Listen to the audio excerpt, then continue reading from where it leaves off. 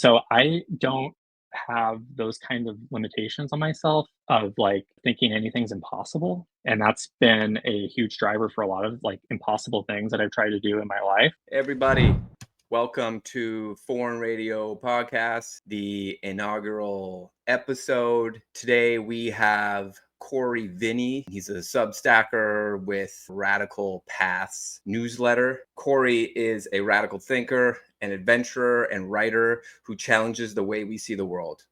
His Substack, Radical Paths, is a space for those who refuse to settle, for the ones who break away from the norm, redefine success on their own terms, and leave the rest of us wondering, how did they do that? His own path is nothing short of extraordinary. At 19, he skipped college and moved to Australia with barely any money. By 24, he made a bold declaration, I'm going to Harvard. And he did, earning a PhD in biological science and public health on full scholarship. He's been government watchdog, an explorer of 30 plus countries, and someone who never stops questioning the status quo. Now he's gearing up for his next adventure, a sailboat circumnavigation of the world. And he's on a tight budget, which I think we can all understand these days. So let's get into it. Foreign Radio Podcast. I'm your host, Simo D.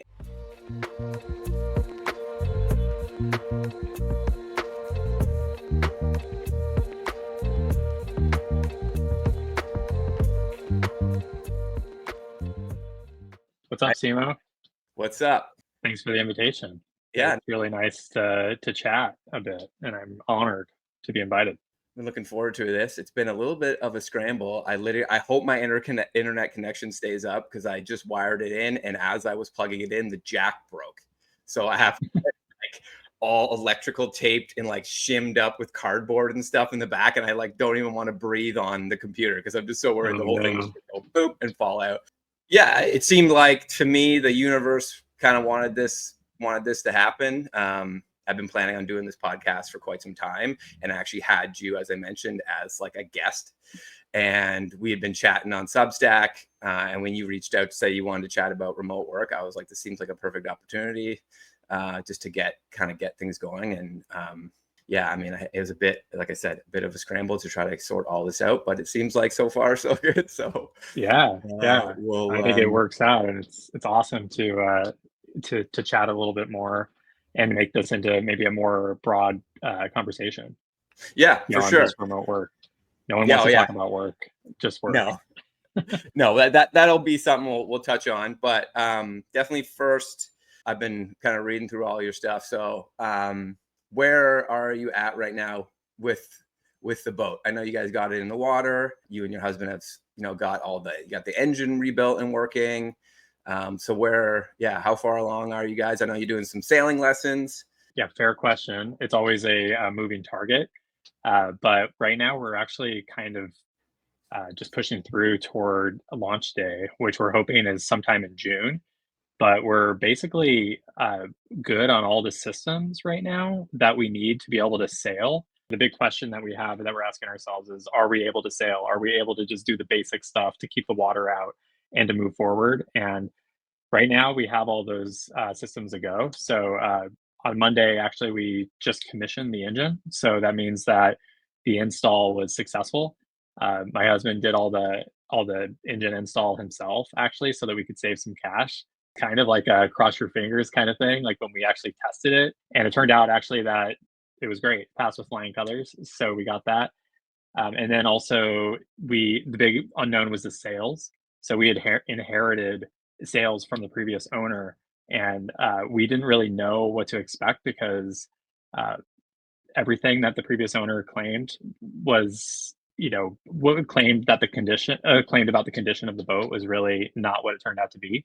So we've kind of just been pushing this off, the whole question about whether the sales are going to work until the last moment, basically, until we needed to get them ordered if they didn't work.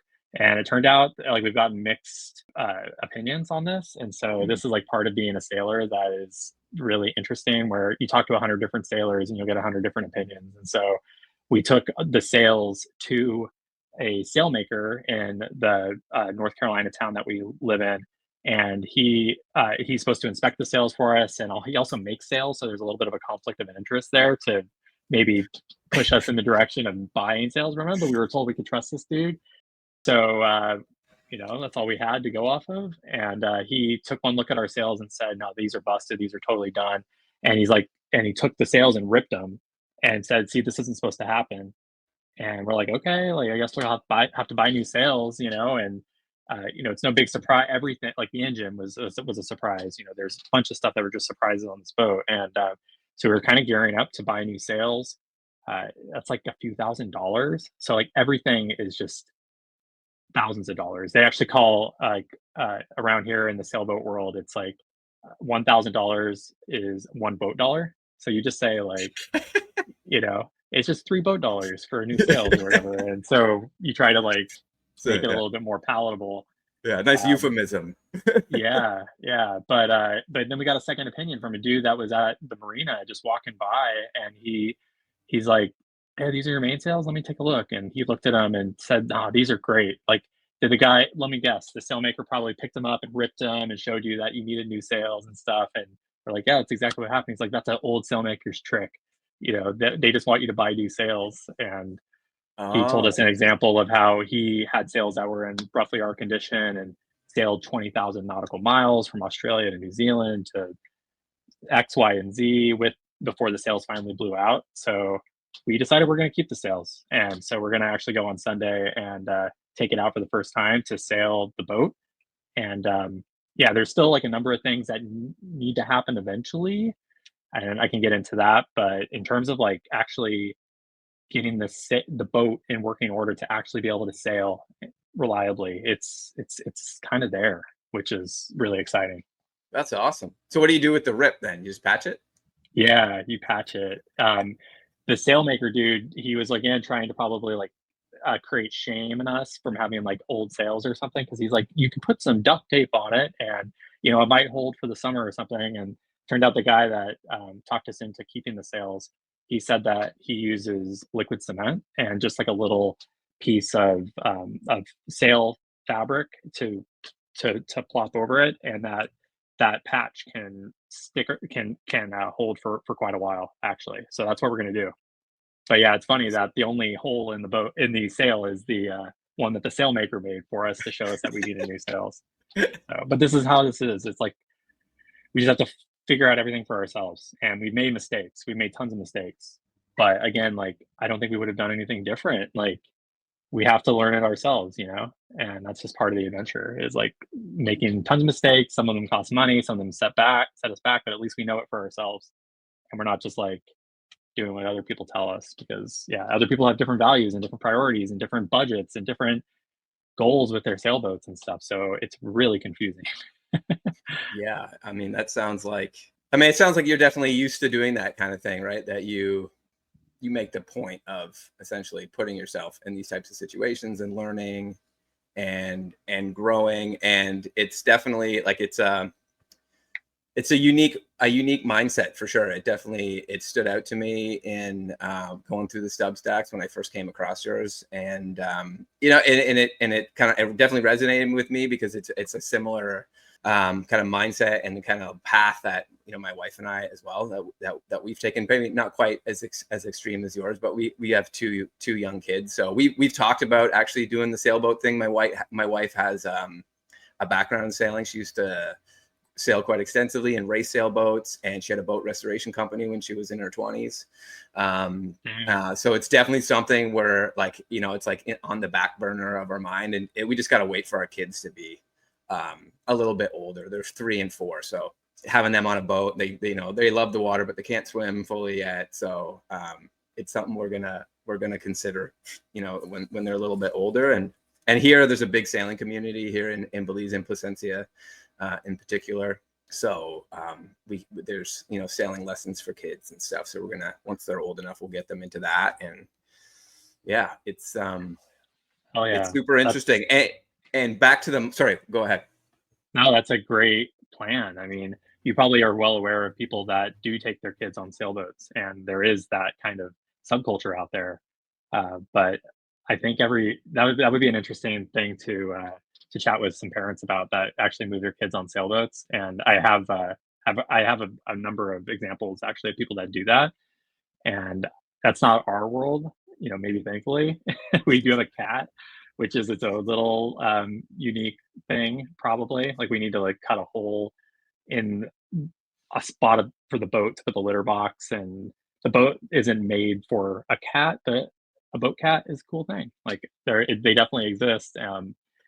So we'll be looking to people with that are cat parents for advice there. And so maybe there are some human parents, that can give you some tips in the future about how to do that. Because I know it's possible. People make it work, and they like homeschool their kids and all kinds of stuff. So Yeah, that was something like, so we so again, reading through your stuff, there's some interesting like parallels. So I've just written down. So this kind of, you guys started doing this. Oh yeah, you renovated a Mitsubishi van during COVID.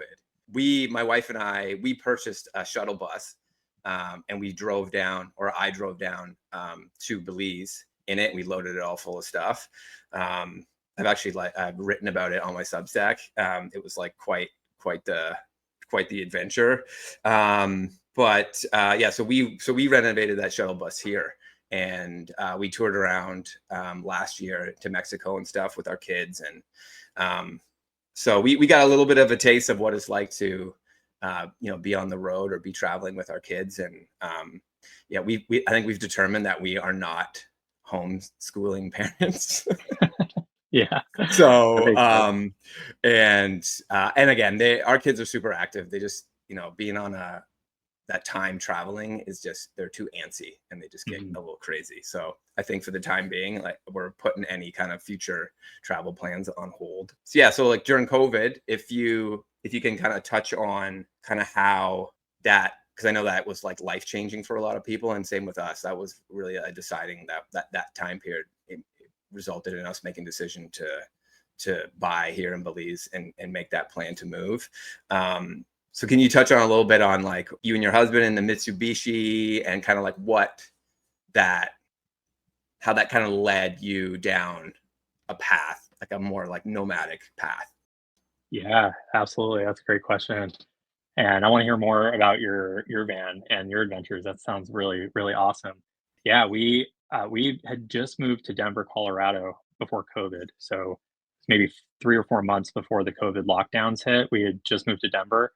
And as you may know, Denver is surrounded by tons of wilderness, especially in the Rocky Mountains to the west, and but also all the surrounding states are really interesting for different reasons. Like you have New Mexico to the south, so you can explore desert and mountains down there. You can go to Utah, which is probably the most beautiful state in my opinion for scenery and things like that. And then you can go even north to Wyoming and see Yellowstone, and to Montana and things like that. So part of the goal of moving to Denver was to explore some of those western states. And so when COVID happened and we were all locked down, it was of course tragic and scary and all that, just as like a human not knowing what the hell was going on and what the future was going to look like and all that. But we really just tried to make the best out of it. And so we, for the first time in our lives, had a garage. We had always lived in small apartments or in big cities, basically our whole relationship. And so one of the perks of being in Denver was we had a garage, and so when COVID hit, we were just thinking about different ways to stay busy and actually have something to show for some of that time. And so we actually, me and my husband actually went on separate tracks in some ways, because his job was to, or his like project was the van, and totally restoring the van. And my project was to take my little super hatchback and drive all around the country, or all around like the different regions, and I did a lot of solo camping during that time. So you might see like the division of labor here, even with the sailboat, where my husband's doing a lot of the work. Right now I'm making money for us, so I'm doing my part there, but I'm also just along for the adventure and doing what I can. Like I had a lot of boat projects that I took on, and I learned a ton and things like that, and I'm helping out where I can. But for the van specifically, that was my husband's baby, really. And we bought this van. I remember like we were looking at it. A friend of ours that had a similar Mitsubishi van had sent us a link for this specific van that was for sale in Denver, and we went and checked it out, and it was like $12,000 or something, which is a huge amount of money for us to just like purchase on a hobby, or to spend on a hobby. And we're not rolling around in money ever, and when we are, or like even maybe when some people might think we have a little bit more than they have or something, we still try to be really frugal about and really deliberate about what we're spending our money on.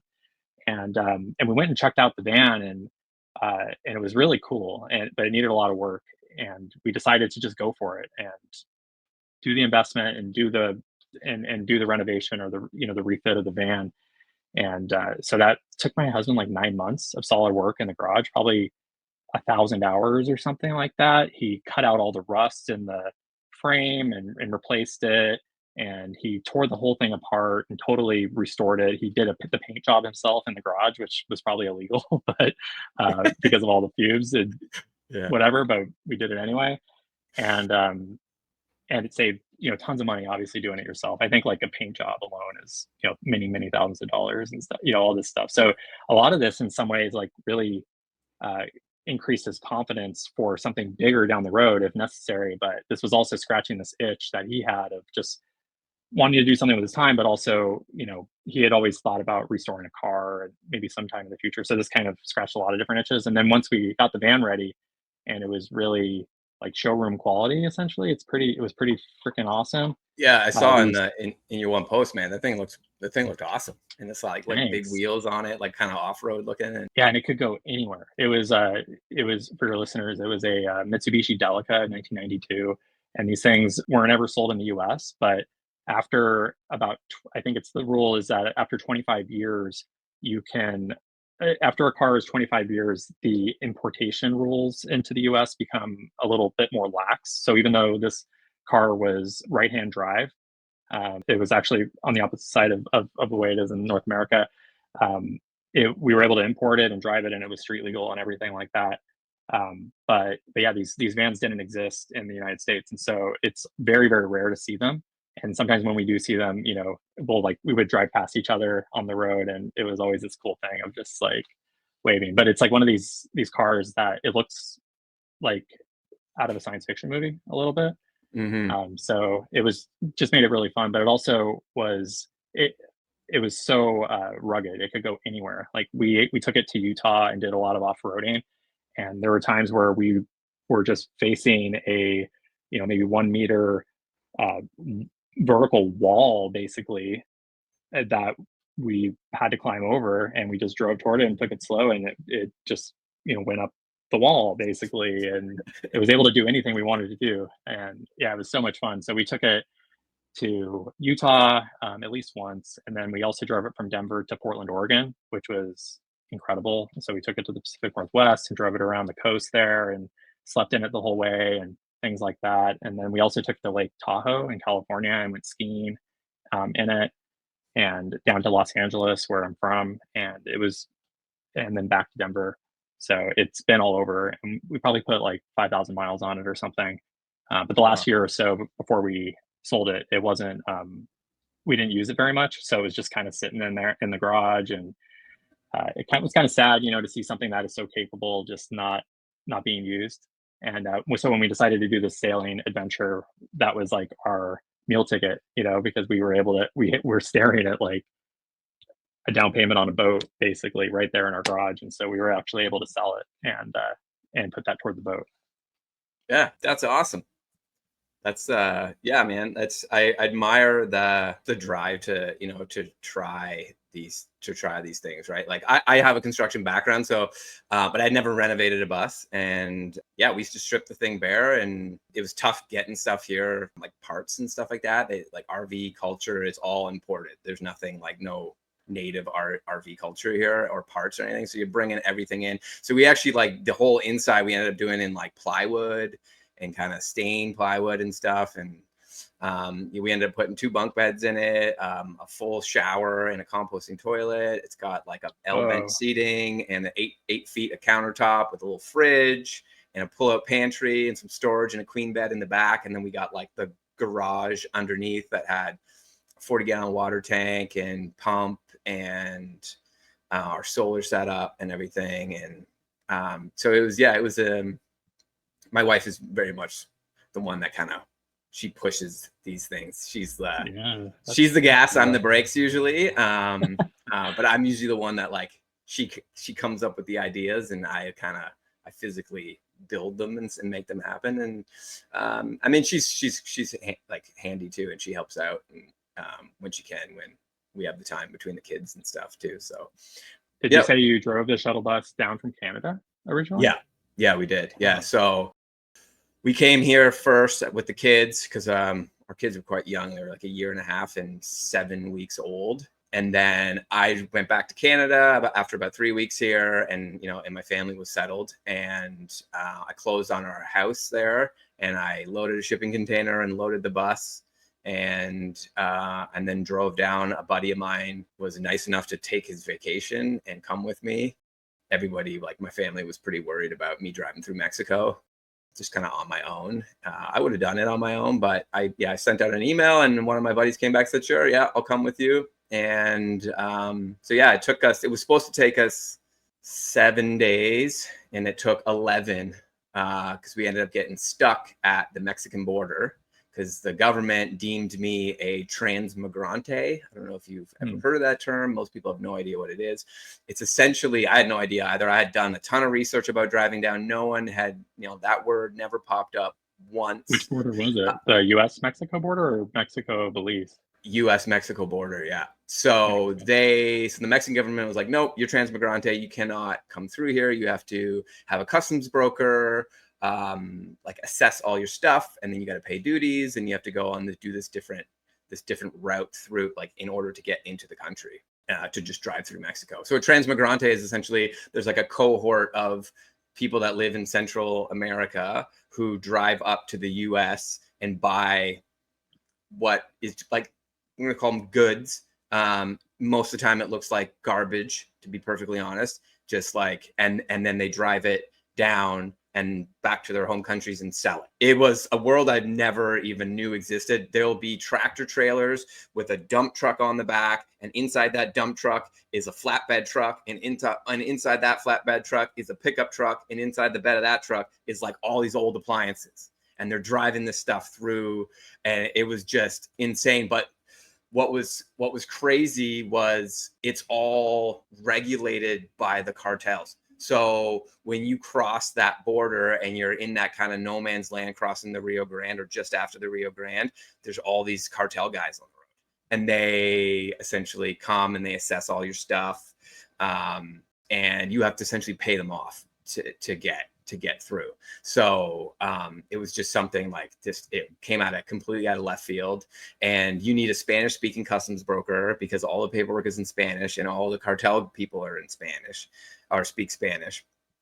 And it was just a little bit of a nightmare too. At the time, my youngest son got a bacterial infection, and he was in the hospital here in Belize, very sick. And I was just stuck. I was nowhere near getting through to them, and a little bit of a crazy ordeal coming down here. But yeah, we made it through, and my son pulled through. It's fine now. So, I mean, that's kind of the Cole's notes of it. There was definitely some serendipitous moments in that story, with just people kind of coming out of the blue and lending a hand. Because I was at a total loss, because this was all around Memorial Day weekend, so everything was closed. All the American customs brokers were telling me, "Oh, I'm so busy, I can't do this for 2 weeks. Like, process my paperwork." It was just like kind of a string of serendipitous events that just, something would pop up, and I would follow that trail, and it would lead me to the next step. So we ended up getting through in 4 days. It was. So you were stuck kind of on the Mexico side of the border, though? I was stuck in the U.S. in Texas. Oh, okay. We stayed in Harlingen, Texas. I don't know if you know that. No. It's like it's a decent sized city for Canada, but probably for U.S. standards, it's not very big. But because I wanted to cross at Brownsville, Matamoros, and then they denied me. But they had like partially processed my paperwork, and then denied me. So that became an issue too, because our temporary like tourist visa lapsed. So on the way out, we got hit with a fee for being late on that. So it was just like a ton of these little things but at the time I just didn't care. I wanted to get to my son. So I was just willing to throw just money at problems at the time just to get through. Yeah. And, if it's on my Substack, it's called On the Road in Mexico. If you want the like whole Yeah, all I'll the check it out. details and stuff. There's definitely, it's like I said, it's this is sort of the high level story of it, because it's like a half an hour read, so I don't want to spend all the Oh, time wow. talking all the details. But Yeah. Yeah, the point I was gonna make, with that story was, like, what it was actually, or, like, to ask you what it was like, and the expectation was that you were gonna say, "Oh, it was awesome. It was nothing, there were no issues," and people were freaking out about me driving through Mexico for no reason. But, because I have heard some stories about people doing the Mexico, like, north to south trip, and it going really well, even though, the average American might think like, "Oh, that sounds so dangerous," or something.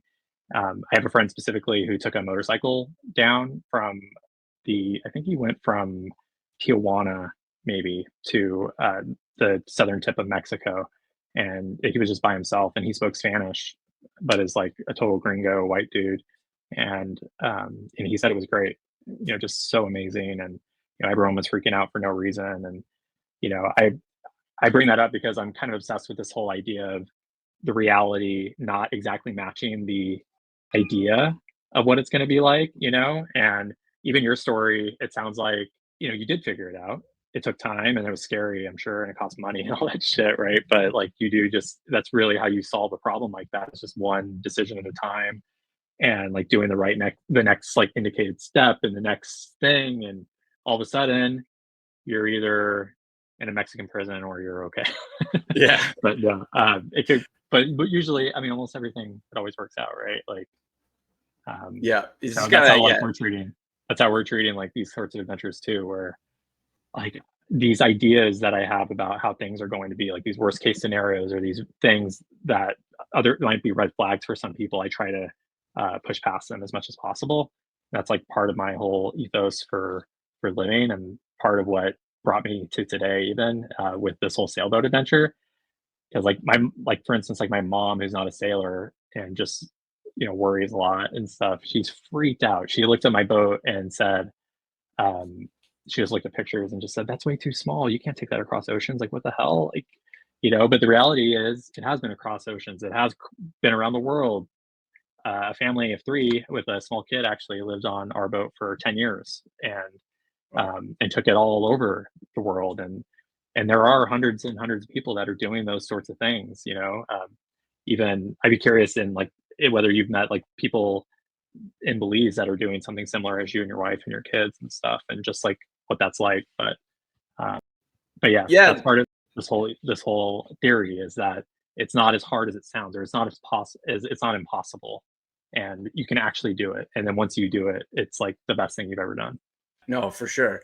It's easy to let kind of fear and self-doubt like rule the day, right? When on these kind of decisions. And my parents, like, yeah, my mom was pretty good. She was like very kind of just accepting that like I'm doing this. My dad still to this day, he's like, after 3 years now here, he's still like, "Are you coming back to Canada?" Like all the time. "Oh, well, man," I'll say something. "Oh, well, maybe you should come back to Canada." I'm just like, we're not coming back, at least not anytime soon. We don't have any plans to do that. So, back to your question. Yeah, there are people here doing it. There's lots of, like, the area I live, lots of foreigners here. It's a lot of retirees for the most part here. But there are some like younger families and stuff that are moving here as well. A lot of people are motivated by kind of like the political environment, back in Canada and the US. That wasn't really our mindset. It ended up being kind of part of it, but it wasn't the key driving factor. And this was another reason too why I wanted to speak with you, because you and I have very similar mindset in this regard. Like, you're driven by like your desire to kind of like reclaim your life and to live a life, what do you always say, of adventure, creativity, and freedom. And are you familiar? So this is a little side note. Are you familiar with some of the other kind of substackers who talk about their life abroad? So there's like a kind of ongoing debate about like why people leave, and Hmm. there's the fixers and the wherevers. So the fixers are Hmm. people who believe that like, oh, you got a problem back in your home country, leave, it'll fix it. You know what I mean? And then the wherevers are the people who believe, well, it doesn't matter where you go, because you'll always have your problems. You got to eat, you got to grocery shop, and to me, that seems too like cut and dry, and it didn't like really resonate with me. I understand both arguments or both sides of the discussion, but for me, it was more of like, I feel like I'm a what ifer, like, and I feel like you would fall in that category too. It's more of like, what if I try this? What if I can make this work? What if I do this thing that is so like unknown to me, and it opens like doors that I just can't ever even possibly think of right now because I haven't tried to do it yet. You know what I mean? And yeah, do you have any kind of thoughts? Is that an accurate assessment of kind of your kind of mentality in this? Because I feel like, yeah, that's why I was very drawn to your Substack, because I was like, finally somebody who's like a little bit more aligned, kind of with, even though we are doing different things. I've come here and I'm more stationary, whereas you're going to be more nomadic, but it's that common thread of like, let's try this to like reclaim our lives and live a way that we want to do, and like see if we can make it work. Yeah, dude, I haven't heard those terms. It's the wherevers and the what? What is the other one? And the fixers, yeah. and the wherevers. Yeah, that's interesting. I think I'm like probably a wherever in some ways if I had to be on that dichotomy, but I also wouldn't like ever identify like that, if that makes sense. Like Mhm. I actually do have enough experience traveling and moving to new states and new cities and all sorts of stuff where I know that like wherever I go, there I'll be, like if I have any problems in my life and I'm trying to go somewhere because thinking that I'm gonna find some reprieve from those problems, that's not gonna happen. Like at least for me in my experience, like I take whatever problems I have with me, and I actually, despite uh, even what all the stuff going on in the United States right now, which we could get into a little bit, but I'm not a huge fan of like the direction of where we're heading politically in the United States. I don't know if that's clear or assumed by with people, but I also I'm not actually leaving because of that per se. Like that's just not a factor in the way that it could be for some people. Um, for it doesn't help like it doesn't help me want to stay, but it doesn't like actually motivate me to stay. And partly because like I actually have a friend who is Colombian, and he grew up in the 90s in Colombia, and his dad was actually kidnapped by the cartels down there, rival factions and things like that. And he went through horror as a kid and ended up leaving and going to Mexico. And now he's in another country now. But he told me that, leaving Colombia, some people think that that's just where like life will open up and you'll all of a sudden be so happy because you're gone. But he was always Colombian, and so the stuff happening in Colombia deeply affected him, and like the trajectory of the Colombian political system and the government and what was going on with human rights at any given time and all this kind of stuff still affected him uh, profoundly because he was Colombian. And so I kind of have that belief about being American that I've traveled enough to know that like my culture and the culture I was growing up with and stuff like that is such an integral part of me. And maybe over time I can break away from some of those things. But I know that whatever's happening in the United States is really going to affect me wherever I am because I care. I care about the trajectory of my country and people I know and all this kind of stuff. Um, but so I think I am kind of a wherever in that sense that I do think that I think that's how you described it, right? That I would still be concerned about those issues, but yeah, to answer your question, I think I I also am really driven by curiosity about what's possible, and that's what's driven me possible for me, or possible maybe generally, but also specifically for me. And that's been a huge driver for a lot of like impossible things that I've tried to do in my life. Is just like looking out at the landscape of what people are doing, the 8 billion people out there, there's at any given time probably 20 different things that people are doing out there somewhere that I'm interested in doing or I think is cool, including like being an astronaut, or even like oddly like being in the military. That's a different topic, but like there's like these different sorts of possibilities that sound kind of interesting to me to just explore. But one of them is, to be living on a sailboat and sailing around the world and all this kind of stuff. And so I look at this and I'm like, I don't know how to sail.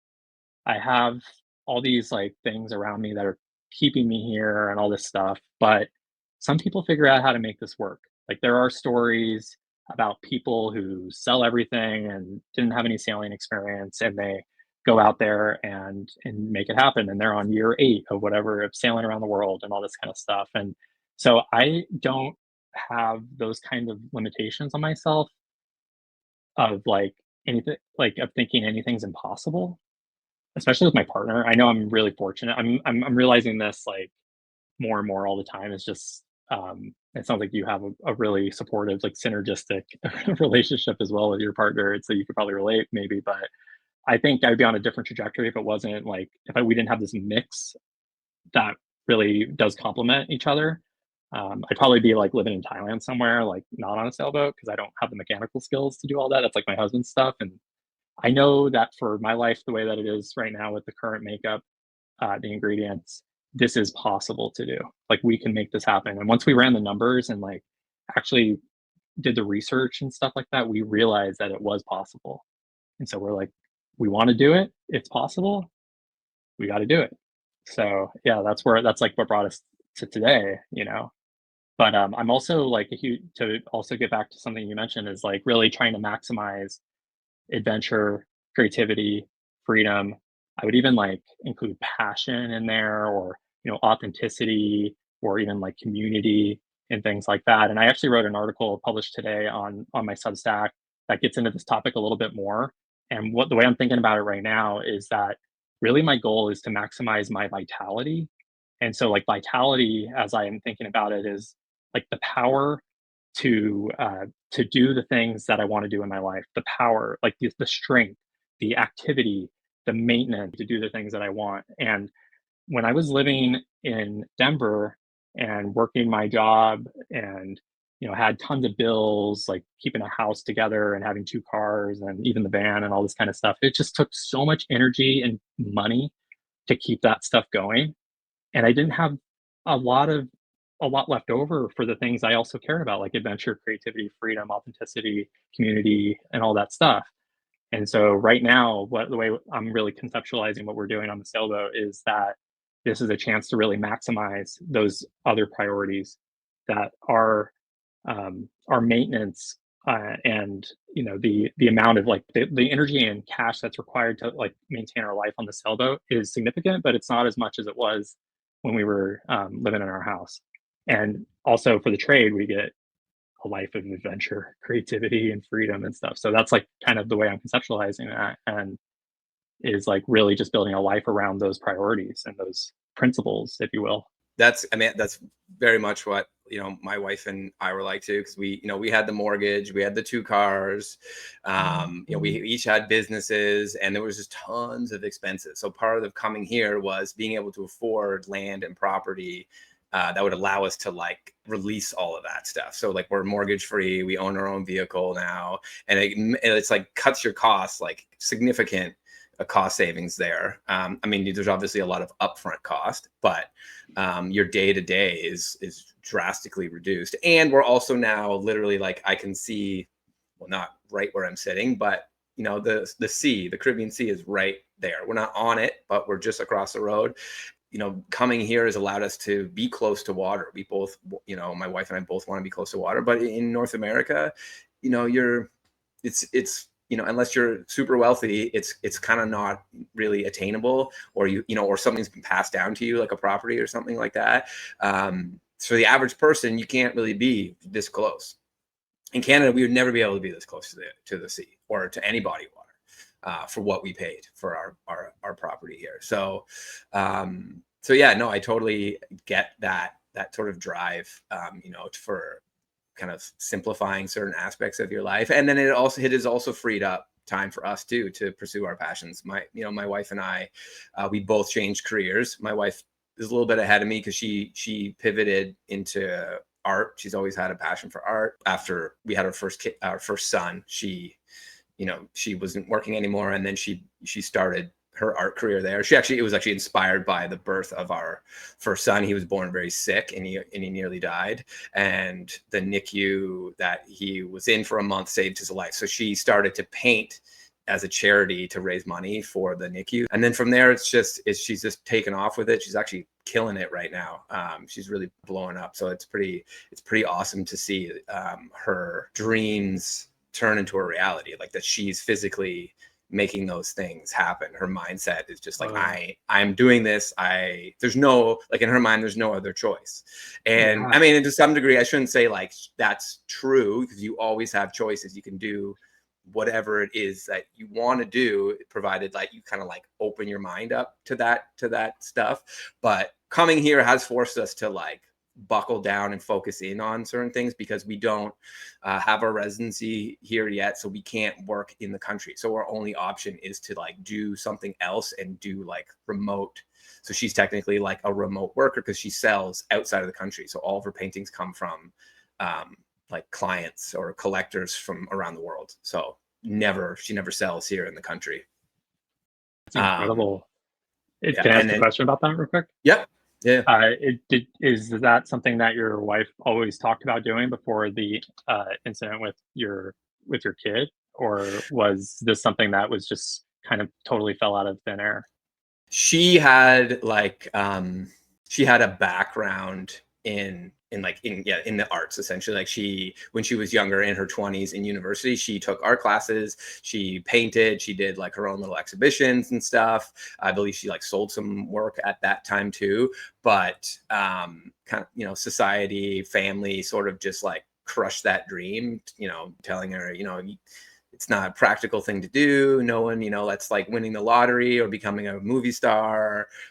You need to follow, go into law, go into economics. She has a double major in both those things. So like, and then, go get into business and make money. And right. So she kind of just put that aside, having been discouraged. But after the birth of our son, it definitely shook things up for us. So we first came to Belize when she was pregnant. So it was like our baby moon, knowing that we would probably not be able to go on a vacation again for quite some time. And we fell in love with the country, and we spent most of that vacation looking for property. And we actually put in an offer on a place down the street from here, but COVID hit like days after we got back to Canada. Or I shouldn't say COVID hit, but the travel bans were put in place. And part of the condition of the sale was that we would go back and see the property after closing, 14 days after closing. And we couldn't do that. So that deal died. And then, which was good actually, because at the time we had plans to have the baby here. And if that was the case, not only would my son have most likely died, but she might've died too. So it was good that we ended up moving to Hamilton in Ontario, which actually has one of the kind of like premier children's hospitals in the country, McMaster University. And that's where he ended up being born, and he was in expert care, and that's ultimately what saved his life. So just kind of like how I feel like the universe kind of pushed me towards doing this podcast today. It has this way of like kind of leading you down certain paths, right? Whether you're aware of it or not. So, we were bummed that we couldn't purchase this property, but in the end, it was a significant factor in our life that couldn't happen. And then we ended up being near this hospital, and, it saved his life. And then from there, we decided to actually, once kind of the dust settled and we knew he was going to be okay, we actually bought a camper trailer in during COVID. So right around the time where you guys were renovating your Mitsubishi, we bought a camper trailer, and that was really what kind of sparked our interest again in kind of like taking back our lives, so to speak. And then it was in that trailer that we picked up the idea of buying in Belize again. And it was in that trailer that our second son was conceived. Nice. So it was having that trailer was it was like it's funny when you look back, you see these like stepping stones, right? And I can't remember how I got on this, to be honest with you. I get on tangents, and I think I lose my train of thought. Yeah. No, there's like so much serendipity and like all this stuff, like, because I'm trying to figure out even how to reconcile some of I'm very analytical. This is the thing with me is I'm I got a creative piece, but I also am like a trained scientist and stuff. And so I'm trying to like figure out all these connections. And so this is the thread I'm gonna pull on real quick is just how amazing it is that your wife was able to like you and your wife were able to figure out the art route, or the art path. And, even though people are telling you, oh, it's impossible, don't even bother, right? Stuff like that. And like what to do with that anecdote or, that story, broadly, it's really hard to know like how to generalize that information. Does that mean people are wrong when they say that most people aren't successful artists who want to be? Or does it mean that you guys did something different that was, ensured a likelihood of success or, all this stuff? And I think the answer is I don't know, like I know with my own path, like with Substack, I tell myself these same sorts of things where, or even just everything, like figuring out how to make an income when I'm at sea. Like I'm gonna have a laptop and Starlink. We don't have infinite money. We have a little bit of money to help us get going.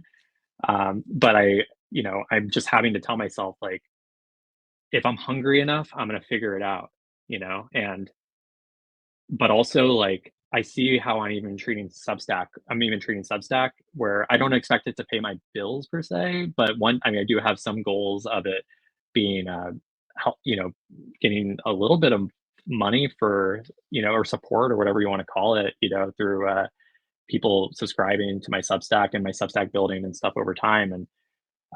And so I'm like, I do see though a little bit of what might ensure a little bit more success even for something that's so hard. Because like even when I have really bad days with Substack where I'll lose subscribers, like some days I'll just like lose some subscribers. I'm like, what the hell? Like what did I do wrong?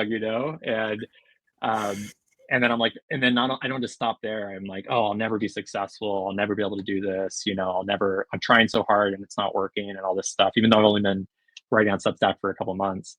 But I'll be able to like wake up the next day and still go at it and write, even when I'm like telling myself those really negative thoughts. I'm still like meeting that doubt with action, and I'm so grateful for that, whatever that is in me, that maybe it's desperation, maybe it's like obsession, or maybe it's just like passion, or I don't know, but I just have to believe that when you have that kind of dedication to something, it will lead to something potentially, or maybe even just being open. Maybe it's not Substack, but I'll meet someone down the line of like, that leads me to my next thing, kind of like transcontinental story of just being able to figure out problems, right? And then I have to think about like how if you guys would have been so obsessed about moving to Belize right away and like making that happen, and you would have gone to Belize, like you said, the outcomes could have been different for your wife and kid and everything. And so I'm like, it's so confusing to be like, okay, well, if you were obsessed with that and so dedicated to that decision of moving, things could have worked out really bad. And so is obsession always the answer? I don't fucking know. But like, I think the answer is like life is really mysterious, Yeah. Yeah, it's and it's true. just No, it is. And it's like crazy. there's like a willingness to sort of like accept that mystery, accept that unknown aspect of it, and just sort of like not dwell on it and let it and just kind of like Mhm. let it go and like sit in that fact essentially of life, right? Like you can't let that control you. You almost have to like your mindset, your desires for what you want in life has to like kind of like just set all that aside and just almost be like a beam of light in like the void of the unknown, right? Like a beam of light is straight and most people's paths are like this. It's still sort of you have to be like open to just how those twists and turns happen and just know like that this is working out for you, right? In some Yeah, way, right? Like if your intentions are good, you just have to trust that things will work out, right? And so yeah, far, like since like my wife and I work a lot on our mindset, and especially since like deciding to move abroad and making that life change, and it's been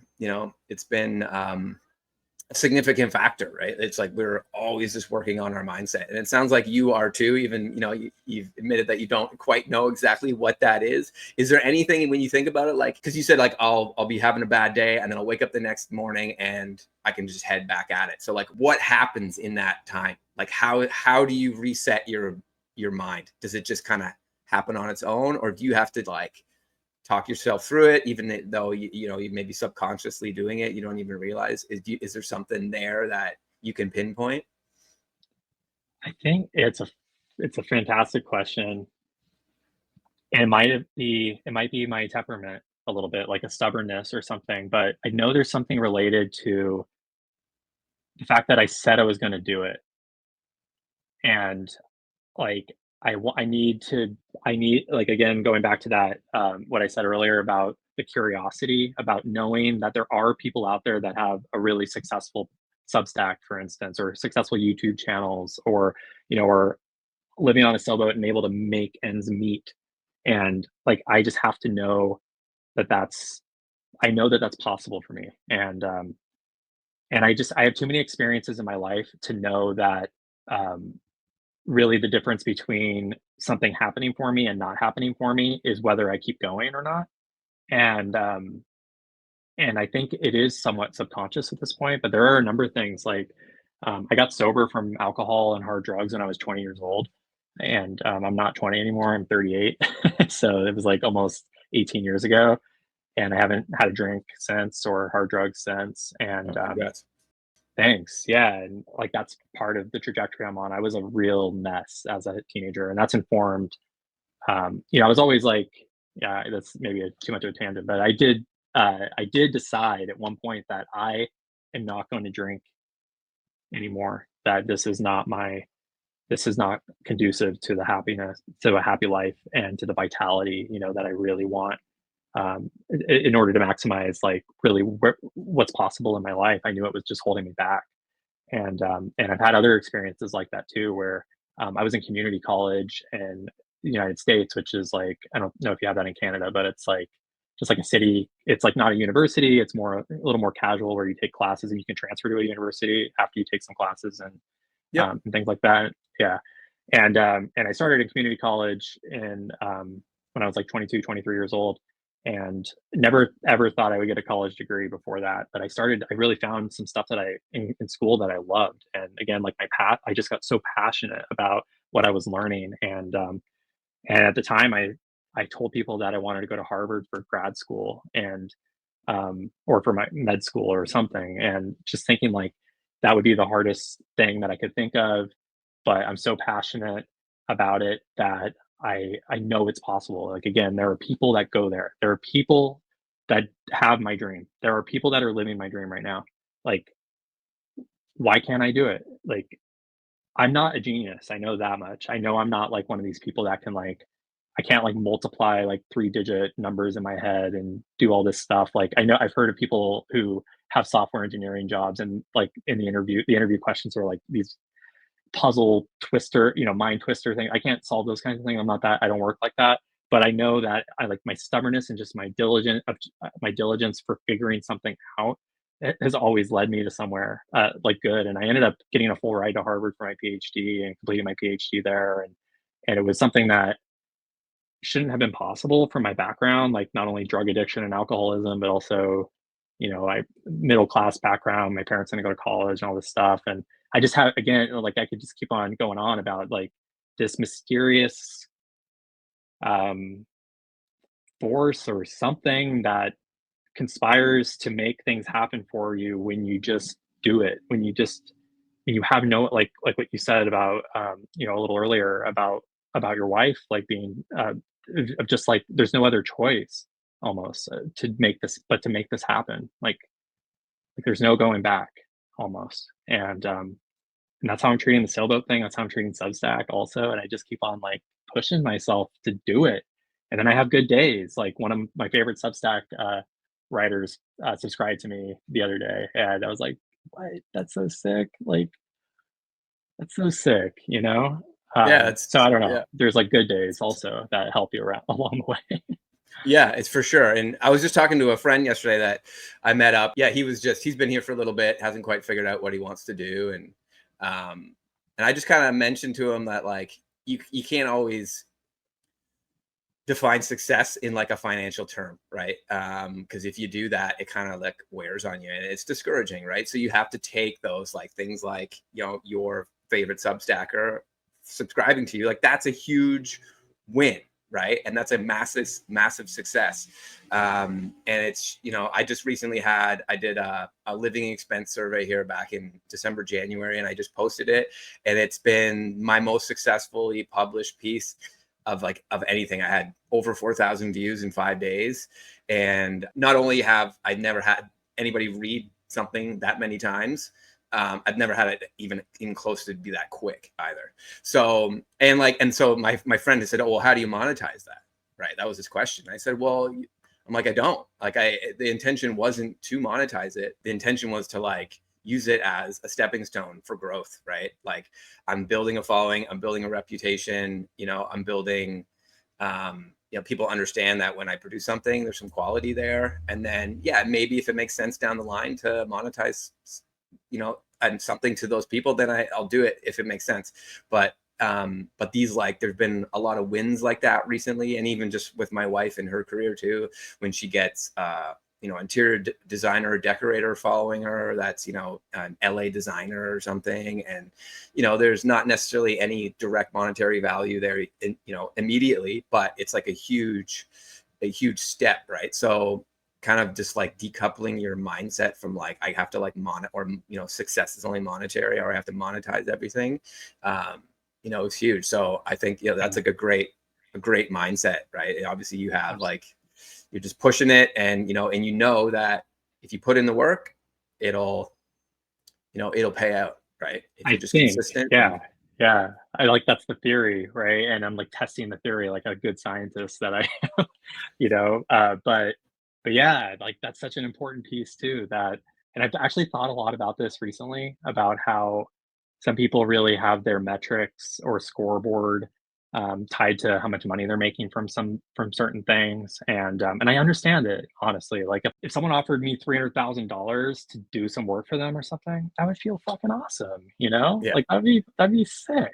And it would feel more sick than making $50,000 or $10 or whatever, in some ways. And I think what it is, it's not even the money. It's not what the money does per se. I think it's about the validation and where you find validation for your work and for who you are and what you're doing and what you're putting out there in the world and stuff like that.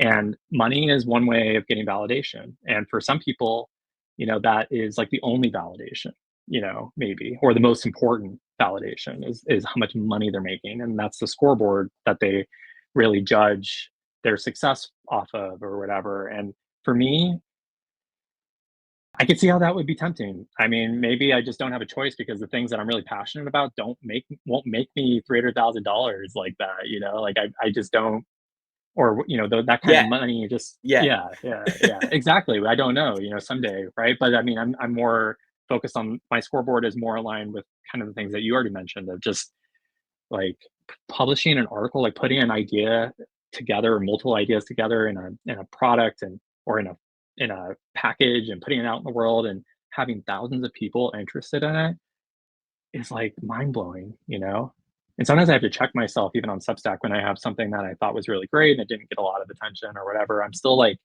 really, I have to not trick myself. I have to remind myself that 10 people is cool. If I was talking to a room and 10 people were listening and thought I had a good idea and was good job about something I did, that would feel really great, right? And I can't on the internet we have these different ideas of the um relative ideas of validation and success and stuff like that. But that's something that I'm really obsessed about.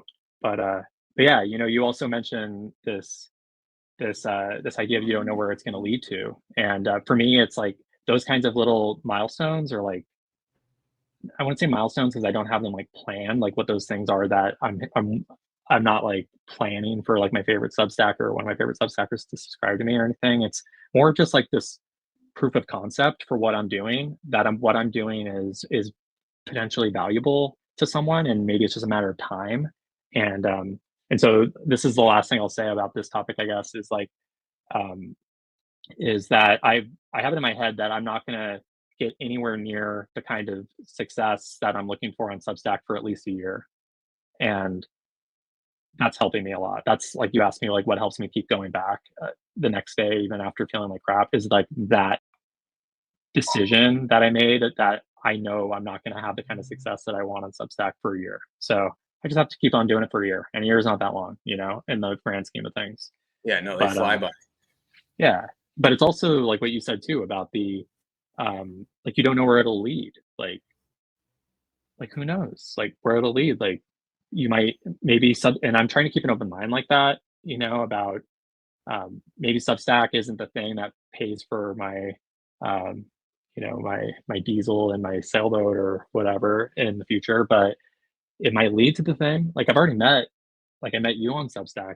I don't, I'm meeting like really interesting people on Substack, and um, that like who knows again where these kinds of things will lead, just of inspiration, even of to like consider new ideas and new things and new paths and stuff. And so that's actually one of the ideas of radical paths, by the way, is just like, there is no right path per se. It's like just this idea that you can you can try something different and you can make it work. And even when people think that you're crazy and everything, sometimes some of us have to do it. Like we have no choice because we're just not normal. We're not ordinary. We're not the average for whatever reason. And that's cool. And when we have to like embrace that and figure it out because we have no other choice. Like I can't stay in the office any longer than I have to. I can't work like the kind of job I have now, even can't do it for any longer than I have to. I have to get out. I'll go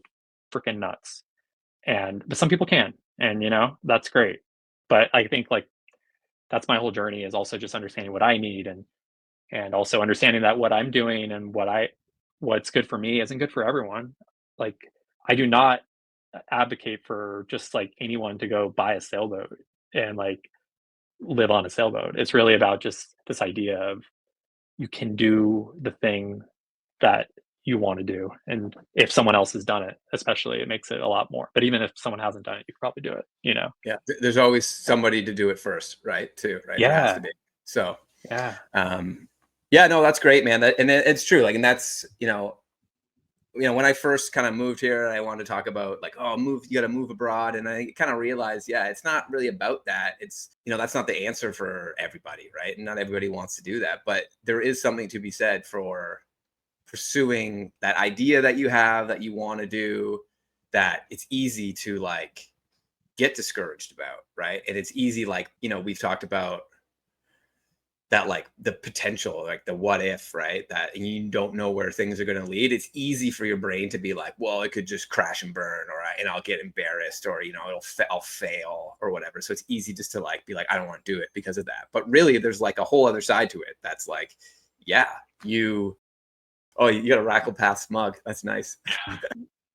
Yeah. I wear I have some merch, but I'm not selling it. It's just for me to like see Oh, these little reminders around the house of that's cool, man. what I'm doing. I think it's like a manifest. It's like I'm manifesting something. Yeah, no, Like for to go sure, see. man. I've sort of like stepped a little bit away from the spirituality stuff, but I still have like certain, a mindset that's sort of linked to it, right? Like I do feel that like you just have to like be willing to open and listen to life presents you, right? And there's doors there that just open that you don't necessarily know or be easy to ignore. Um, so yeah, you just kind of have to like turn an ear to it and just kind of be willing to accept like, oh, okay, this seems like it makes sense. Let's try it, Yeah. when they arise. Yeah. Yeah. Lately I've been it's funny because like I think this whole time, even though we're past the point of no return with the boat, actually, the amount of money that we put into it, and especially the amount of time that we put into it, like if we had to sell this thing, like if we changed our mind at this point, we would lose so much money. Like there's just, or then like so much of our time. Like, we spent over 7 months working on this thing, and just, I live right now in rural North Carolina, partly, going back to something you said earlier, where living near the ocean, which is something we need to do for the kind of sailing that we want to do. It's pretty expensive, as you mentioned, right? But rural North Carolina, this coastal North Carolina area, it's in the South in the United States, is relatively affordable. Actually, it's probably one of the more affordable places you can live near the ocean in the United States. So that's part of the reason why we chose it. But we've upended our whole lives to do this for the last 7 months, and we put everything into this. And and I think up until this point, like even up until like a week ago, we were always kind of like we had this idea that we had a contingency plan that if we change our mind still, we could do something different. And we do have this idea, like if the sailing, like if we sunk our boat like this weekend or something like that, like what would we do? Like we wouldn't go back to our old lives. We'd have to do something else still for the reasons I've mentioned and alluded to. Is like I just can't. I'm done with what I'm what I've done in the past. I just want to move forward and try something different. But about a week ago or so, we decided collectively that we're not going to have those contingencies in mind anymore. Like we're going to make this work. Like they're not like in a like put blinders on, ignore every red flag and every sign, telling us not to be doing what we're doing or whatever. We're going to be very smart and take in data as we're going along and trying to learn and iterate and correct our paths along the way and all that, right? But we're going to make this work. And I think when we decided that, it helped also to just be like, no, like it's going to work also. Not only are we going to make it work, but it's going to work because we're completely dedicated to it. So that's like pretty important, I think. Yeah. Yeah, for sure. Yeah, it's like it goes back to mindset, right? It's just like because some of those contingency plans like kind of fall in the realm of like self-doubt, right? Because you're like, Oh oh, yeah, what, it's all fear and self-doubt. Yeah. and so yeah, that's actually. So, what is your strategy for dealing with self-doubt and fear when it arises? I know we kind of touched on it already, but do you have like any sort of correcting mechanism? Like my wife literally says like she'll just be like cancel, cancel. She'll just like say that out loud when she has like a negative thought. She's like, cancel, Yeah. cancel. No. And we'll like always kind of correct each other on stuff. And we say, oh, I don't know if I can do that. We'll be like, well, not yet. You can't, right? Kind of thing. So we always, is there anything that, yeah, like you and your husband do, or you specifically do to like kind of course correct your mentality when, those fears and doubts slip in? Yeah, that's a great question. Because like I don't want to give the impression that I'm one of these people that don't feel fear. Like I don't know if you've seen like Free Solo with Alex Honnold that climbs the rock faces without a cable and all that kind of stuff. And Yeah. they did an MRI of his brain and found that his amygdala in his brain, the part of the brain that helps like produce feelings of fear, doesn't really function like a normal person. And that helps explain why he is able to do in part. I mean, he's also like just special in a million ways, but that's part of the reason that he's able to overcome some of these things that other people would just completely collapse over in terms of fear. And I definitely have a normally function amygdala. I do feel fear, and but some of it is just like, again, knowing that a lot of that stuff is things that our culture or my parents or teachers or naysayers of all different stripes have instilled in me. And also part of it is just me, you know uh, maybe some of it's like protective, right? Like some of it's like my own brain trying to protect my body and existence, and it's part of biology of just being careful and things like that. Like that's not a bad thing all the time. But I think recognizing that it's going to happen is really helpful to know that there are going to be times when I'm feeling my biggest lows that I've ever had in my life. And we're going into this whole adventure really clear eyed about that. And people that do the kind of sailing that we're planning to do, like go around the world, will say that you'll experience your highest highs that you've ever felt in your whole life, and you'll experience the lowest lows you've ever felt in your whole life. And some of those lows will be fear, like when you're in a storm or, in 15-foot seas or something like that, where you're just like holding on for dear life, essentially. I think those things are more rare than it might seem because of weather forecasting, thankfully. Like that's actually Yeah. made it much safer to do what we're doing. But there are going to be times where we're in fear, like even going to countries that maybe aren't so accepting of a same sex situation. We're not going to broadcast that we're like married and all that and all these different places. We're going to play it by ear, and that kind of thing also makes me a little bit afraid and whatever of just being two gay dudes on a boat in the middle of the ocean and in these countries that might not be as open to that stuff. So yeah, I think it's going to be a journey to be able to just have the fear and push through it because we have no choice, and then realizing that, wow, okay, that fear, thank you, fear, but you were wrong. You were wrong again. You were wrong again. Um, and then also like yeah, listening to data when it comes in that we need to maybe course correct, that maybe, hey, like the storm looks pretty bad and we shouldn't go that way, we should go another way and stuff like that. We want to just be smart about it. But I think to answer your question in a more concise way, um, am going to have a lot of support along the way. Like I have a number of online like meetings that I go to actually that really help. I mean, this is a benefit of being a former addict and alcoholic. I go to online meetings that where people connect and talk about just coping mechanisms for life. Sometimes it's just normal life. Like I've never met anyone living on a sailboat and crossing oceans in these meetings, but you hear all kinds of crazy, cool, helpful stuff. Like the other day, I heard someone say that when they're experiencing fear, they look at it like a fork in the road, and that they could either go down the path of fear and doubt and all this stuff, or they can just go take the other way and recognize that and go the other way. And so I'm still learning all this stuff because my brain is wired to feel a certain way and a certain amount of fear. Um, and so I think like you're like, yeah, it's a TBD kind of situation. It's probably gonna be different for every different situation, and just be like sometimes hanging on for dear life, maybe, but then getting through it and being like, wow, I'm so happy I hung in there.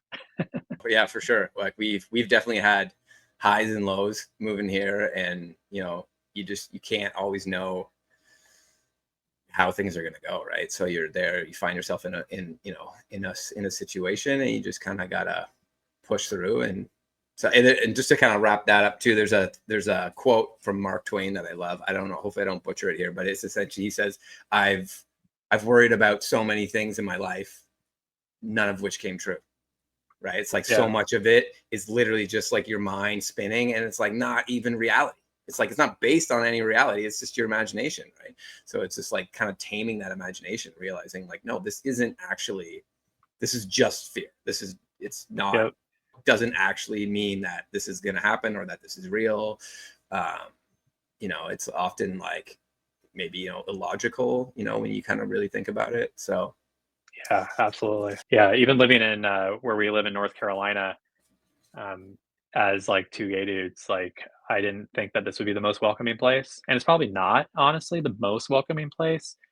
But my brain went crazy when I just saw on the map where we were thinking of going, for this adventure, and I was like, "This is, like, 3 hours east of the big city in North Carolina," and these are very rural towns, and rural equals, a little bit more, unfortunately, it's not true for every case, but on average, there are a higher percentage of people that are a little less open to people that are different than them, yeah, in a lot of more these smaller conservative towns. mindsets, Yeah. in those Yeah. areas for sure. Yeah, and so but we decided to go for it anyway and just try it, and, people, like, at the boatyard, for instance, these guys are, like, burly dudes, in the South, and, people that maybe have never met 2 gay dudes with the sailboat, but, they all love us, and they're really nice and really cool, and, they talk about, like, specifically, they'll tell me all the time, like, how much they love my husband who is there all the time. I'm not there every day. They'll tell me like, "Oh, dude, we love your husband, like, he's so cool." And it just I don't know, the world has a way of surprising you where like you said, where these worries don't come true, but also sometimes it's a complete opposite result, where it's not even that, it's just a neutral. It's like sometimes you do something you're afraid about, and it's like the best thing you've ever done, or like you get this validation that is unbelievable, and so yeah, that's again the mystery of life, and why you have to keep on going. I think to do the things that you want to do. Yeah, constantly push yourself to try new things because you just really don't know where they lead, right? Maybe going back a little bit to how much is enough? I know you've written about that and you kind of mentioned it right now. And, I won't say who it is, but somebody close to me that, wants to, they just inherently want to do something different. They tell me, oh, I wish, I want to do that. But it's like, well, you're actually one of the most wealthy people I know. You could 100% do it. If we're doing it, you can 100% do it. But he feels that like he doesn't have enough. Oh, I don't make enough. Part of that is like his industry that he works in and the people he's surrounded by. It's very, it's a little bit more materialistic. Fancy watches, cars, big houses, and I think he's kind of plugged into that. So it's like I need to maintain like this level for myself, and therefore I don't have enough to go and do something. Something radical. And do you have any kind of thoughts on that? I know that you've like written about just being like, no, like we can do this now. We don't need to wait. Yeah. It's like similar to fear of, or it is a fear maybe of not having enough or not being able to provide for yourself or something. But that's a huge thing. I want to dig into this topic a lot more. Like, I'm glad you picked that up actually, because it's so meaty if you think about it. I actually even had this idea maybe like a few weeks ago of just like, wouldn't it be cool to have like a seminar or like invite a few people to talk about their different perspectives on what enough is. There's a different million ways to slice it because it's such a fascinating thing for me. But yeah, when we were about to leave actually and really commit to this life, we had enough money to do it. Like, we knew we could, a sailboat is not free. It's very expensive, but we had a budget and that budget seemed to be able to purchase, or it seemed to be it would allow us to purchase the kind of boat that we wanted to do, or wanted to own. And even though we're doing it very frugally, that's the way we have to do it to make all the numbers work and stuff like that. But we looked at the numbers, we realized we had enough. And then we were presented with this opportunity where my husband could have kept working a little bit longer. Instead of working on the sailboat full time, he could have kept working and making money. And we ran those numbers, and it was like mind blowing to like look at the numbers of like what it would have looked like for him to keep working for 6 more months and then do what we're doing now. And it was very tempting actually to just be like, okay, well, 6 months isn't that long. We could save X more money, and that will allow us to sail for Y longer or whatever, right? And we decided to turn down that opportunity of my husband making more money because we had enough, and we had enough to do what we wanted to do. And there were two reasons that I really we really pushed, or we said no to it. But one was that we had a feeling that our our budget would just increase proportionate to how much money we had. That instead of buying the smaller boat that, you know, that we could afford now, we would have had more money. So we would have been like, oh, that but those other boats are much nicer actually. And it would be nice to have a place to do yoga on the boat. And it'd be nice to have a place to like, have the bathroom in a little bit of a separate area so you don't have to walk through it when you're going, across the boat or whatever. Like there would have been all these things that were nice. And so I just had a feeling that our standards for what was acceptable were going to change if we had more money. And then second, and most importantly, I was actually pretty sure that we would have changed our mind in that 6 months, that we would have thought of something else to do, or we would have just gotten more comfortable with that money, or like those opportunities of just like, actually, it's not that bad here. And we would have talked ourselves out of it somehow, or someone would have talked ourselves out of it. Maybe we would have met someone in that 6 months who had just gotten back from a sailing adventure, and maybe he lost his boat and, had some terrible story for us. And it might have just been like, oh no, there's no way we can do that now after meeting that dude. And that was terrifying to just be like, no, like we have it within our grasp. We just have to decide to do it. And now, like, looking back at it 7 months later, I guess it's longer now since we actually made the decision to leave, maybe like 9 months. So that's not that long. But yeah, I'm so grateful that we made that decision. My husband still sometimes talks about like, oh shit, it would have been really like when we have a big setback on the boat that costs a bunch of money. He's like, damn it, I wish I would have worked a little longer, and I'm like, no, like, don't think that way. Like, that's crazy. We wouldn't be doing this I Yeah. really just believe it, that we wouldn't be doing it this way. We might not be doing it at all if we would have waited. And so like there's two parts of having enough. Like part of it's like having enough money or enough resources to do the thing you want to do. But also another part that's important that why I think this topic is like really big. One of the reasons is that there's also just having enough of the shit that you're doing in your normal life. Like I had enough. I had enough of my job. I had enough of needing to, having so little energy left over to do the things that were passionate. I had enough. Like I was just sick of that. I wanted to reorient my life completely to really maximize the things that were more important to me. And so I also like, yeah, there's a lot of different aspects of having enough, and I was just ready to go. It's crazy, like looking in the mirror, like I'm 38, and it is kind of young to be doing something like this. Like a lot of people wait until retirement, and Yeah. Don't do that. but that was also something that also, yeah, pushed us to do it. Was like we looked at, I actually Googled like, why do people stop sailing? Or this is called, what the kind of sailing we're doing is cruising. Like why do people stop cruising?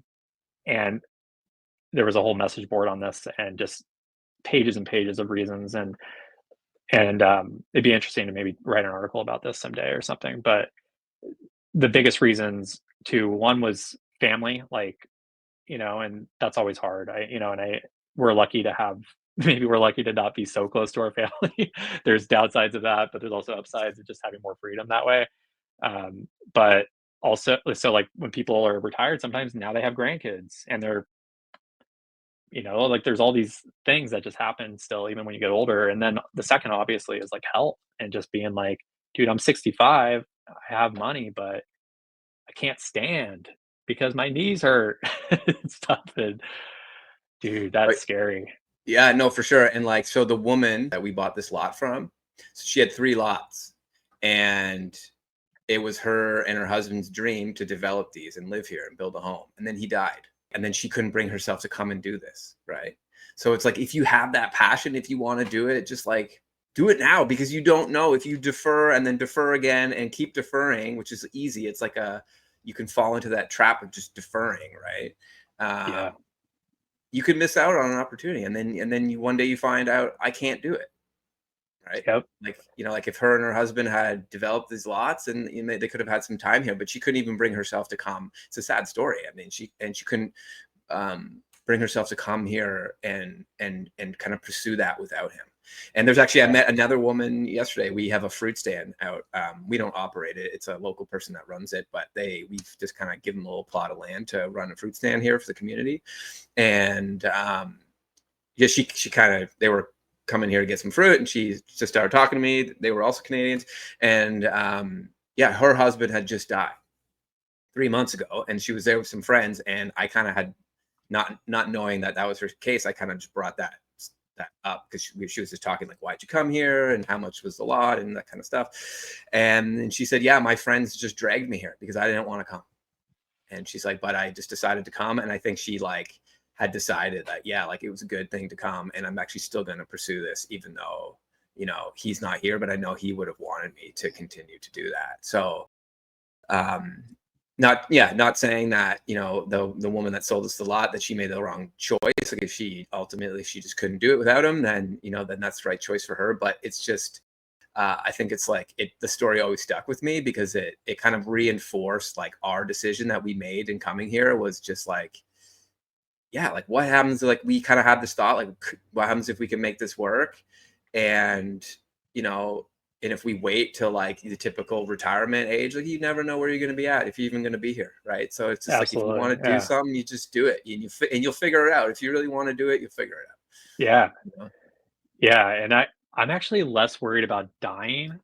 I think dying would be, or like, so even like my husband dying or something, obviously that'd be horrible for a number of reasons. But Um, I think like I'm a big fan of statistics as an analytical person, and I've looked at this. I actually wrote an article about this, about how even in the United States, where we have a declining uh, life expectancy for a lot of reasons, because we have a lot of problems in this country.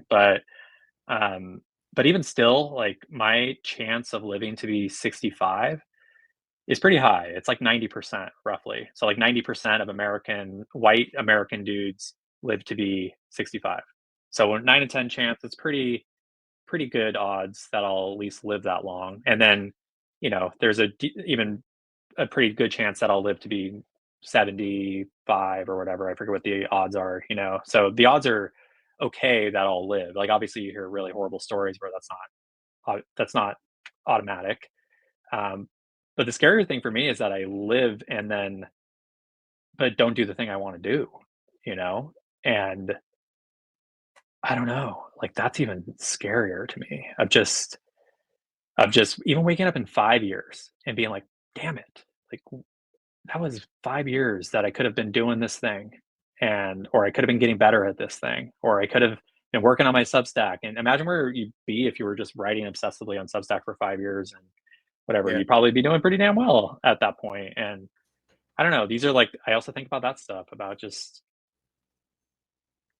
waking up when I'm 53 or, 58 or, even like 45, all these numbers, that are higher than what I am at now. And I think about how it would suck to just be like, damn, what did I do at that time? Yeah, for Um, sure. It was a motivating factor. Like my current wife is like my second marriage, and that was a motivating factor for me to leave my first marriage, because I was mm, like, as much as we talk about fear and overcoming fear, like I was terrified of, I guess some fear is good in a sense because it pushes you to do things, but I was terrified of waking up in like 10 years and being like, I'm fucking still here and I'm miserable. And like what, I could have just been doing something different. Like I don't need to do this. Right. So that was definitely, yeah, a motivating, yeah, like, I pay attention to those that mindset. stories. Yeah, I have a story I won't, just for it's not appropriate for me to like name this person or like even like give too much detail. I feel like because I love this guy, but um, yeah, he's been in an unhappy marriage for 20 years and told me years ago how unhappy he was, and he's still in his marriage.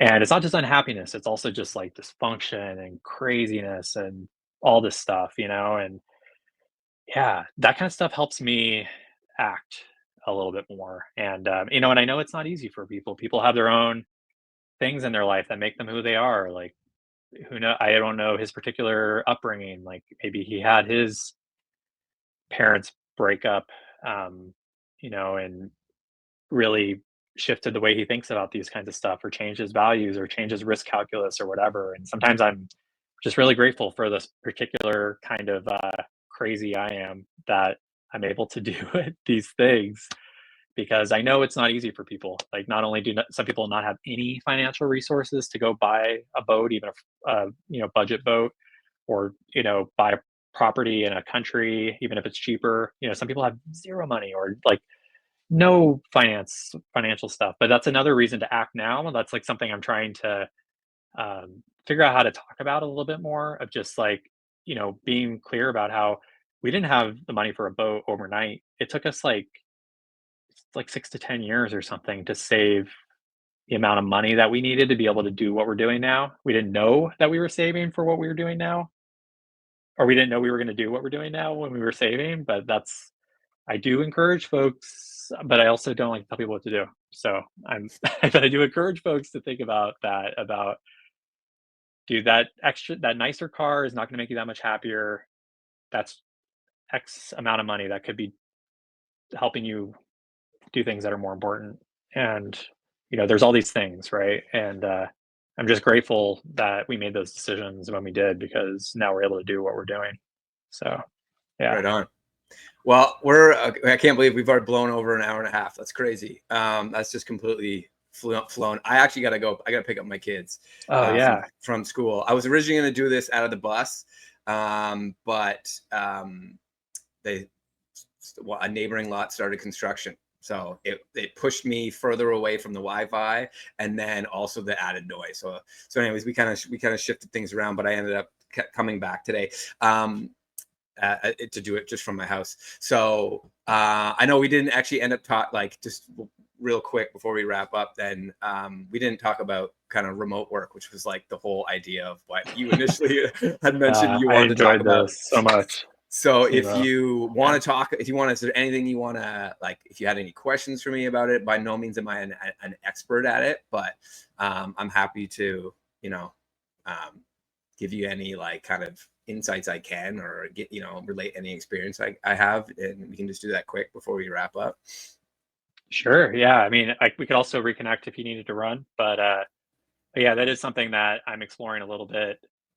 Again, partly out of concern that I'm not gonna be able to make work what I'm actually really shooting for, but I recently connected with someone who's doing, some ghostwriting stuff, and it sounded cool, actually. It's similar to kind of some of the work that I'm doing now, for money while we're saving for the boat, and I do enjoy the work. The part I don't like about it is the, strict schedule and having a boss and having less flexibility. Like, I can't live on the sailboat with my job that I have now. I need to have a physical residence. There's a lot of constraints to what my current work is, and the idea of being able to do work, even if it's not creative in the way that I want to be creative, as long as it's helping me live the life that I want, that sounds fucking awesome, you know? So, yeah, so I am like curious about some of the ghostwriting stuff, and you know, way more about it than I do, and it is something that yeah, I want to learn more about what kind of opportunities there are out there.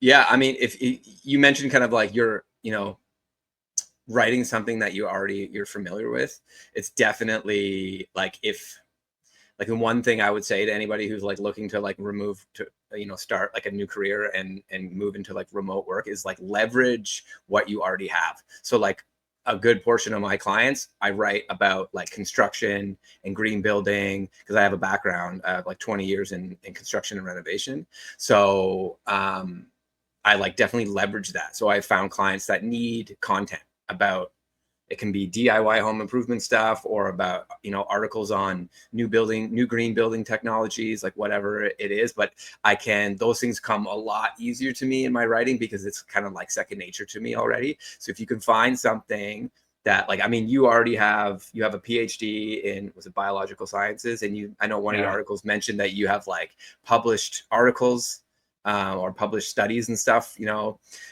just using that as like, that's a massive resume builder for me. Like, when I first, the whole writing thing, like when we moved here, I wasn't like, I'm going to become a writer. I always wanted to write like a guide for my clients, something that I could, like, when I have a new client come on, take on a project, I could give them this guide being like, here's what you can expect. Or even as like part of my sales pitch, being like, here, I go to a sales meeting, I can be like, here's this little guide you can read through, and it tells you everything you need to expect for like out of a renovation. So I wrote this and self-published book called Home in Good Hands, Homeowner's Guide to Construction and Renovation. And then I submitted that to a bunch of like indie book awards, and I got like an award citation from what's it called now? Reader's Favorite International Book Awards. It was like a nonfiction finalist. So I was able to like put that little sticker on there on the book cover, and then have that as like a resume builder. And then that led me to like be able to get essentially like freelance writing jobs. So I feel like you are already like one step ahead, having that published work already, not to mention like your Substack and stuff as well, but to have like an academic publishing background, I think is like a huge like benefit. And I think you could easily look up some sort of like technical writing from your industry, or Yeah. like even like a spin-off company that's related to the industry that you could write content for their website or blogs or whatever. But yeah, the key I find is just like leveraging what you already have, right? Like That's so smart. to bridge that gap. Yeah, that's so cool. That's so smart. And do you like cold email people, or where do you find people? Where do you find clients? I've kind of like done the whole gamut. I'm not great on cold emails. I find most of my clients have come through actually like Indeed job postings, Oh, as like interesting. unsexy as that is. Like And you posting no, they yourself? posting, and then I was Oh, essentially applying. And then oh, also interesting. Angel List. Hmm. It's not actually Angel List anymore. It's called Well Found. They have like a job posting board, and it's actually like really good, like kind of there's established companies, there's lots of startups and stuff on there, and they'll be posting for like all sorts of jobs, but content writing is another one of them. So that's been like, I'm most successful through those two Oh platforms. yeah, that's great. Like Upwork, and Fiverr, Mhm. like you can attempt that, but that's like, honestly, it's like the doldrums of writing. Like it's the job, the pay is just shit. It's like, Yeah. I did a LinkedIn post a little while back that actually like got a bunch of attention, and it was like a snapshot of a job posting from Upwork, and it was 20 1,000 word articles for $50.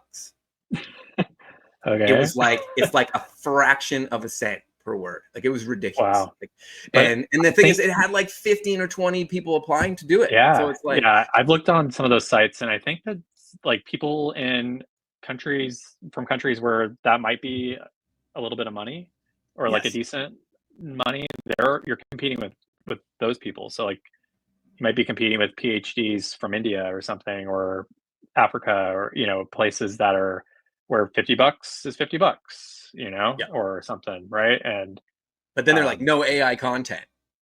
It's like, okay, so I'm going yeah, to spend like a that's rough. month working and I'm going to make $50, right? It's like, Yeah, yeah, so that's I rough. don't know, personally, like I don't even go on them anymore. I every now and then I go on, and it's mainly just to kind of almost look for shit like that. Just be like, this is Yeah, ridiculous. that's fun. I mean, Okay, that's yeah, like I should get also a going. slap in the face. Like, I hopefully, if those people can afford to pay more, that's kind of disgraceful in my opinion. It's like, Yeah, dude, like it's if you were paying like someone in yeah, the going rate for that kind of work, it might be like 100 times that or more, or 100 times that, let's say, right? So like maybe pay like $500, yeah, like not 50. Like, are you serious? it's like 50? insulting almost, right? It's saying Yeah, like you need you're obviously in need of this content, but it has zero value to you, yeah. Or and you have like zero dignity for the people that are doing it, or that's also how I read it. That's not great. Like, even if $50 is a lot for people that are doing that kind of work, that's still not okay. That's kind of fucked up, in yeah, my opinion, my humble yeah, opinion. yeah. I agree for sure. Okay, yeah, I gotta get All going right, because dude. I gotta Yeah, go grab my kids. But honestly, man, thank you super so much. helpful. This has been an awesome conversation. It's great meeting you. I would love to do this again once you're kind of like on the boat and you got, you're Absolutely. sort of you're getting into the groove of living on there, and also if you happen to make your way down Oh yeah. this way to Belize. Placencia is beautiful. You can actually moor your boat off the point, and yeah, I would love to meet in person if you're ever down this way Hell too. So yeah. Absolutely. We'll um, be down there in like a year maybe, but we'll be down awesome, there.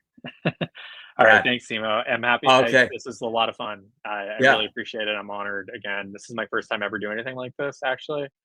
And Oh, I cool. learned a few things um, about how to do it better. So Yeah, definitely me too. I'm like that's good. completely bleached out. My lighting in here is absolutely fucked. I'm gonna have to do some post to like, I'm way overexposed, and I've even turned off my lights and shit. I don't know Uh, what's up, but anyways, it's number one. I think it went pretty well. So yeah, I yeah, really thanks appreciate it. again, and yeah, all the best. I'm gonna keep reading and following along, and yeah, you're definitely inspiration, and yeah, hopefully other people will jump on board too with you because yeah, super interesting um, journey you're on right now. So Thanks, Simo. You too. Yeah, and I would love to hear more about your story too someday. So we could talk. We'll be in touch, but I'll let you go. okay, awesome. Thanks again. All right. See you, Later. Cory. Bye.